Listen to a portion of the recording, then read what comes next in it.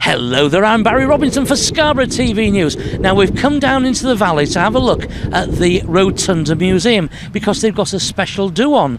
Yes, it's a fossil festival, so I think we should go over there and have a quick look and see exactly what's taking place.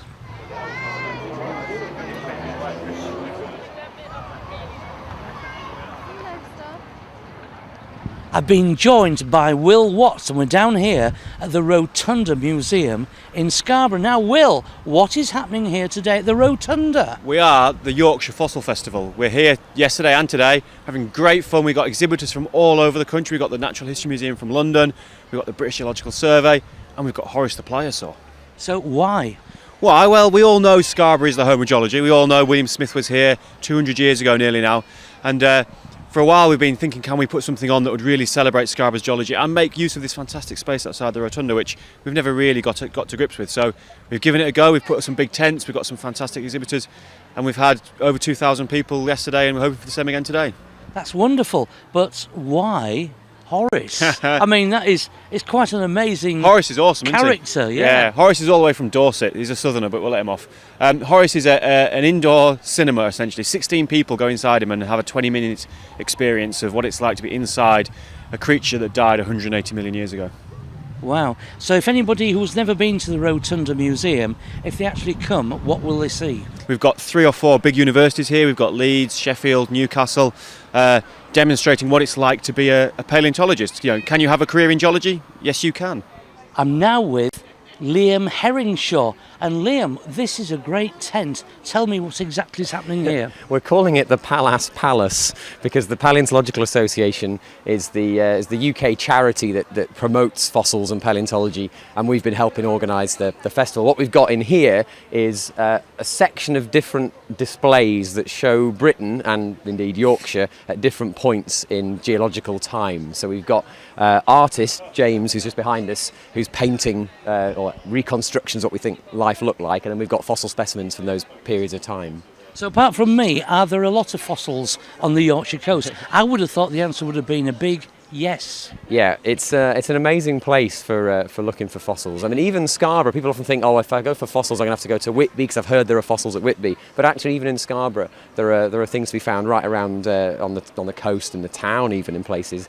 So yeah, it's a fabulous stretch of coastline. That's why I wanted to do the festival, really, because it was a chance to show off just what's been found and what you can find along the coast. So what can you find? What sort of fossils are there? In Scarborough, it's dinosaur footprints particularly. The rocks in Scarborough are of Middle Jurassic age, and that's a time when the right kind of environments were around for dinosaurs, and we find their footprints. And you actually go to the spa, and the rocks near the spa actually have certain places where there are footprints in the sandstones. But if you go further north towards Whitby, you get into slightly older Jurassic rocks, and it's more mudstone. So you get the famous jet, which is fossilised tree. You get ammonites, these sort of curly shells, and then further down towards Filey it gets a bit more limestone, so you get slightly different shelly fossils down there. And then the chalk, Flamborough, you've got another set of different sea creatures that you can find in the rocks there. So it actually changes quite a bit. So what sort of dinosaurs were they that made these imprints? There's quite a variety. There are places, footprints found in places around Scarborough, for example. There you've got what look like sauropods, so kind of the big four-legged like Diplodocus and Brachiosaurus, these kind of big four-legged things, and there's tracks you can actually follow them. But there are also three-toed prints of things more like iguanodon type prints, and we often don't know exactly what made them because all you've got is the prints and not the animal, and different creatures have similar shaped feet, can leave similar structures, but they are beautifully preserved in many places. So where's the best area to look for fossils in Scarborough? Would it be by the spa or somewhere else? I would say you go down towards Caton Bay, it gets a bit better, but actually in sort of Scarborough itself, the northern end of the North Bay, so around Scalby, is where you can get some dinosaur trackways. So that's a good spot to go. I think if you want to actually pick things up, actually collect stuff, you're better off going a little bit further north towards Whitby, because you tend to find more things that wash out of the muds, the darker grey rocks that you find around Whitby. So Scarborough's got some ammonites and other fossils that you can pick up, fossil plants sometimes, but it's often easier to go and find things on the beach a bit further north or a little bit further down towards Filey. Well, thank you very much indeed, Liam. You're very welcome. Thanks for talking to me. Now, I've just come across Tim Ewan from the Natural History Museum. Now, Tim, what are you doing up here in Scarborough? Well, we're here presenting some of our fossils that we have at the Scarborough show to help support the event, to introduce people to the amazing fossil diversity of this coastline here, particularly with fossil plants. We've also brought some really special fossils from China over that are incredibly rare, very important. So include some of the first brain, the earliest brain of any fossil animal in the world. So it's Brain? Yes, yeah. A fossilised brain? Indeed, yeah. So it's actually a sort of shrimp-like animal, and you can actually see the little eyes, and then you can trace the nervous cord back into an area which is the brain. Wow, that's incredible. So what else have you got here?